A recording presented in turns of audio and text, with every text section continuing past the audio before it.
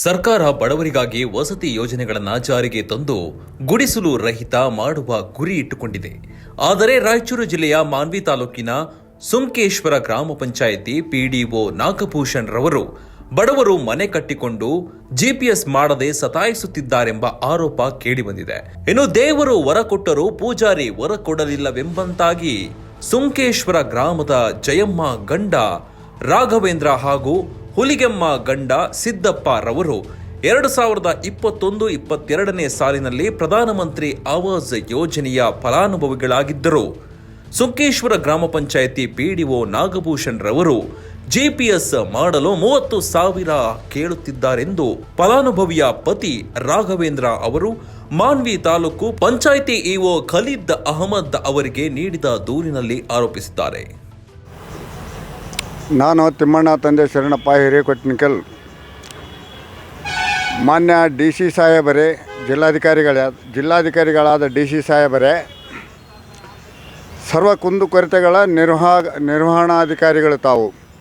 ಸುಂಕೇಶ್ವರ ಗ್ರಾಮ ಪಂಚಾಯತ್ ವ್ಯಾಪ್ತಿಗೆ ಸಂಬಂಧಪಟ್ಟ 2 ಜನತಾ ಮನೆ GPS ಮಾಡುವುದರ ಉದ್ದೇಶಪೂರ್ವಕವಾಗಿ 30,000 ರೂಪಾಯಿ ಹಣ ಕೇಳುವ ಕುರಿತು ಎಷ್ಟು ಸಲ ಕೇಳಿದ್ರು ಕೂಡ ಕಡ್ಡಾಯವಾಗಿ 30,000 ರೂಪಾಯಿ ಹಣ ಕೊಡಲೇಬೇಕಂತೇಳಿ ನಾಗಭೂಷಣ ಅಂತೇಳಿ PDO ಐದರಂತ್ರಿ. ಇಲ್ಲಿ ಇ ಒ ಸಾಬ್ರನ್ನ ಭೇಟಿಯಾದರೆ ನಮ್ಮ ಮಾತು ಕೇಳವಲ್ರಪ್ಪ, ನಾವು ಹೇಳಕತ್ತೀವಲ್ಲ, ನಿಮ್ಮ ಮುಂದೆನೇ ಕಡ್ಡಾಯವಾಗಿ ಅವ್ರು ಹೇಳಕತ್ತಿದ್ರು ಕೂಡ ಕೇಳವಲ್ರು, ನಾವೇನು ಮಾಡೋಣ ಅಂತ ಅಂತಾರಂತ್ರಿ. ಸಾಹೇಬ್ರೆ, ತಾವಾಗಲಿ ಜಿಲ್ಲಾ ಪಂಚಾಯತ್ CEO ಸಾಬ್ರಾಗಲಿ ಈ ಕಡೆ ಎಲ್ಲ ಕಡೆ ಗಮನವಹಿಸಿ ಕುಂದುಕೊರತೆಗಳನ್ನು ನಿವಾರಣೆ ಮಾಡ್ತಕ್ಕಂಥದ್ದು ನಿಮ್ಮ ಜವಾಬ್ದಾರಿ. ಈ ಇ ಒ ಸಾಬ್ರು ಈ ರೀತಿ ನಿಮ್ಮೆದುರಿಗೆ ನಾವು ಹೇಳಿಕಾಗಿ ಅವ್ರು ಮಾತು ಕೇಳವಲ್ರಂದರೆ ನಾವೇನು ಮಾಡೋಕ್ಕಾಗುತ್ತಪ್ಪ ಅಂತಾರಂತೆ. ಇಷ್ಟು ಬೇಜವಾಬ್ದಾರಿ ನೌಕರಿ ಯಾಕೆ ಬೇಕ್ರಿ ಇವ್ರಿಗೆ? ಜವಾಬ್ದಾರಿ ತಗೊಂಡು ಕೆಲಸ ಮಾಡಬೇಕಾಗಿದ್ದು ಅವ್ರ ಕರ್ತವ್ಯ.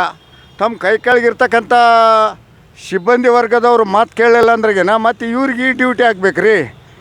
ದಯಮಾಡಿ ತಾವು ಜಿಲ್ಲಾ ವ್ಯಾಪ್ತಿಯಲ್ಲಿ ಬರ್ತಕ್ಕಂಥ ಇಂಥ ಸಾಮಾನ್ಯ ಜನರಿಗೆ ಕುಂದುಕೊರತೆಗಳನ್ನು ಶೀಘ್ರದಲ್ಲಿ ಅವರನ್ನು ಎಚ್ಚರಗೊಳಿಸಿ ಅವರ ಕೆಲಸಗಳು ಆಗುವಂತೆ ತಾವು ಕಾರ್ಯನಿರ್ವಹಿಸಬೇಕಂತೇಳಿ ಕಡ್ಡಾಯವಾಗಿ ಕೇಳ್ತಾರೆ ರೀ. ಅದೇನು ಗೌರ್ಮೆಂಟು ಪ್ರಧಾನ ಮಂತ್ರಿ ಆವಾಸ್ ಯೋಜನೆ ಅಡಿಯಲ್ಲಿ ಬಂದಿರತಕ್ಕಂಥ ಜನತಾ ಮನೆಗಳು, ಯಾವುದೇ ಜನತಾ ಮನೆ ಆಗಿರಲಿ, ಏನು ಇವ್ರ ಅಪ್ಪನ ಅಷ್ಟೇ, ಅದು ಇವ್ರ ತಾತ ಮುತ್ತೇನ ಅಷ್ಟೇ. ಕಡ್ಡಾಯವಾಗಿ ಈ ರೀತಿ ಕೇಳ್ತಾರೆ ಅಂದರೆ ಬಾಯ್ಬಿಟ್ಟು ಇವರಿಗೆ ನಾಚಿಕೆ ಐತೆಯೋ ಅಥವಾ ನಾಚಿಕೆ ಇಲ್ಲ, ಕೇಳ್ತಾರ ಅಂಥೇಳಿ ಇ ಒ ಸಾಬ್ರು ಕಿವಿಗೆ ಬಿದ್ದಾಗೂ ನಾನು ಹೇಳಿನಲ್ಲಪ್ಪ, ನಾನು ಹೇಳಿದ್ರೆ ಕೇಳವಲ್ರು, ನಾನೇನು ಮಾಡಲಪ್ಪ ಅಂತಂದರೆ ಇದು ಎಂಥ ಬೇಜವಾಬ್ದಾರಿ ಮಾತು.